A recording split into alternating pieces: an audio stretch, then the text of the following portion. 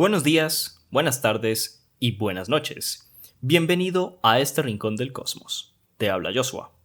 En mi video anterior, Máquinas del Tiempo, el cual recomiendo mucho, hablé sobre, qué inesperado, el tiempo. Pero no solo hablé sobre el tiempo, sino también sobre nuestra percepción de la Tierra. Y eventualmente a uno le surgen un montón de preguntas cuando se mezclan las palabras tiempo y Tierra. Y una de ellas, por supuesto que es, ¿cuánto tiempo tiene la Tierra? Pues bien, nosotros viviremos más o menos unos 75 años, mientras que se tenga constancia, poseemos registros históricos de civilizaciones que existieron hace unos 6000 años. Pero recuerdo que estamos hablando de civilizaciones históricas. Es aquí donde el ser humano inventó la escritura y existen registros de sus andanzas, aprendizajes y enseñanzas. A partir de aquí, es lo que se conoce como historia. La prehistoria comprende todos los acontecimientos desde el origen del ser humano hasta estos primeros registros. Hasta donde se tiene conocimiento, toda la historia del ser humano se comprende desde hace unos 2 millones de años en África. A partir de aquí, en los 200.000 años siguientes, el ser humano había emprendido al Medio Oriente, es decir, hace 1.800.000 años. Hace 1 millón de años se había asentado en Asia y Europa. Hace 40.000 años se aventuró a Oceanía y hace unos 14.000 a América. Pero entonces traigo una pregunta a la mesa. ¿Cómo hicieron para determinar estos acontecimientos si no hay registros históricos de ellos? Bien, un método eficaz de averiguar la antigüedad de un objeto es por la datación radiométrica, y en el caso específico de aquellas cosas que alguna vez estuvieron vivas, es la datación de carbono 14. Vayamos despacio.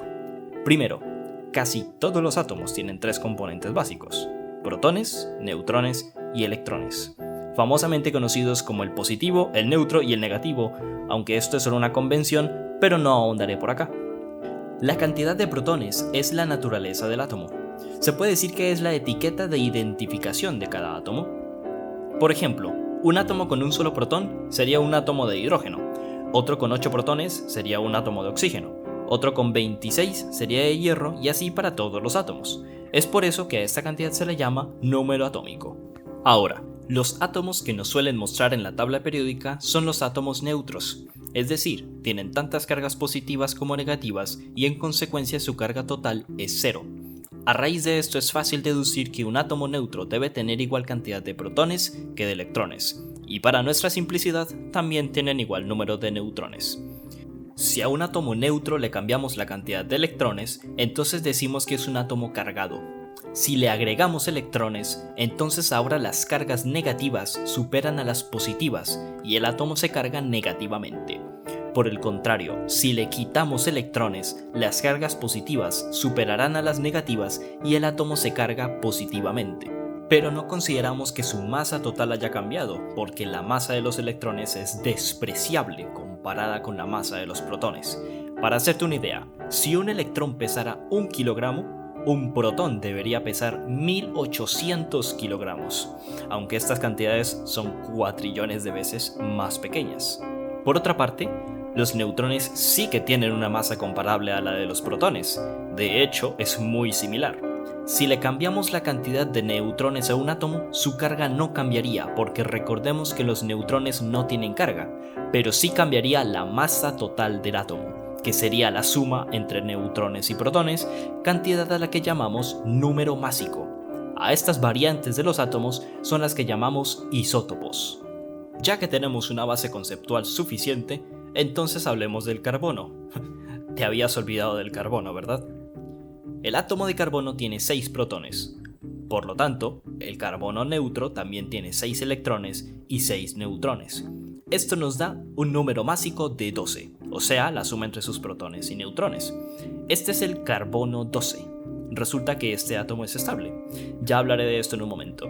Si a este átomo le sumamos un neutrón, entonces su número másico pasará a ser 13, el carbono 13. Aún este átomo es estable. Sin embargo, si le agregamos otro neutrón, ahora su número másico será de 14. Este átomo ya no es estable, lo que significa que con el paso del tiempo eventualmente se desintegrará y dejará de ser un átomo de carbono. En este caso, pasará a ser un átomo de nitrógeno. Si tienes una muestra que contiene carbono 14, el cual supongo que ya sabes por qué se llama así, al pasar 5730 años, el contenido de carbono 14 en la muestra se verá reducido a la mitad por la desintegración de los átomos. No importa el tamaño ni la cantidad de la muestra.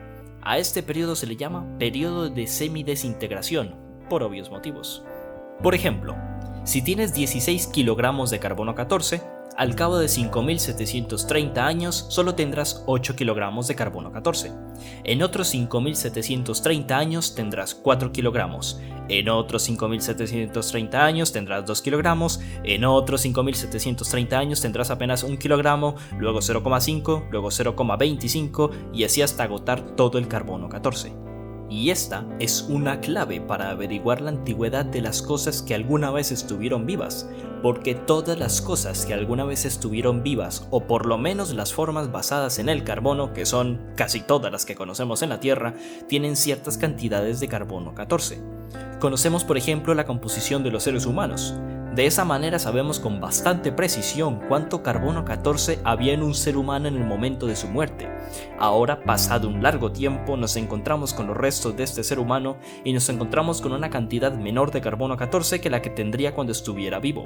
Entonces podemos saber cuánto tiempo ha pasado desde su muerte. El problema es que este método solo tiene una precisión decente hasta los 60.000 años. A partir de allí, el factor aleatorio de la desintegración de los átomos de carbono 14 comienza a ser muy alta y no vale la pena datarlo por este método.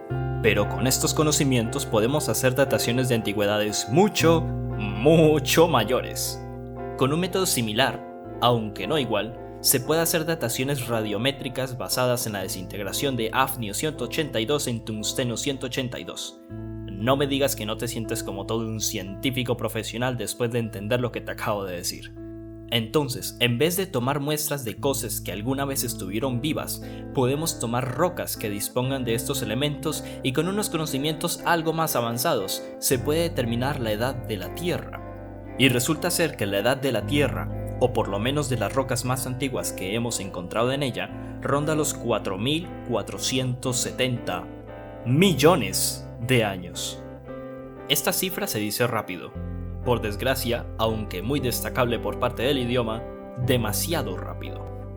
La frase 4.470 millones de años la pronuncio en 3 segundos.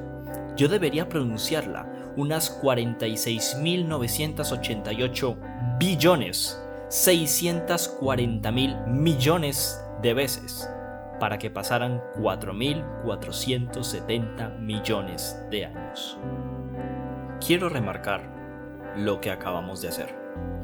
Hemos encontrado la edad de un planeta 4 trillones de veces más pesado que nosotros, a partir de un átomo 4 trillones de veces más liviano que nosotros. Es una bonita demostración de lo que el ser humano es capaz de hacer con un par de preguntas y teniendo un poco de curiosidad y voluntad en los bolsillos. Todo esto comenzó como parte de una nube gaseosa de átomos y moléculas que giraban alrededor de una estrella recién nacida. Pasaron los millones de años y un pequeño grupo de estos átomos y moléculas se unieron en una bola gigante de roca incandescente. Al cabo de otros pocos millones de años, esta roca se enfrió hasta que algunas pocas moléculas de esta roca, carbono, hidrógeno, oxígeno, nitrógeno, se unieron de una manera especial que formarían la vida. Materia consciente de sí misma. Y esta vida evolucionaría durante 4.000 millones de años y hoy algunas de ellas se encuentran contemplando la vastedad del espacio.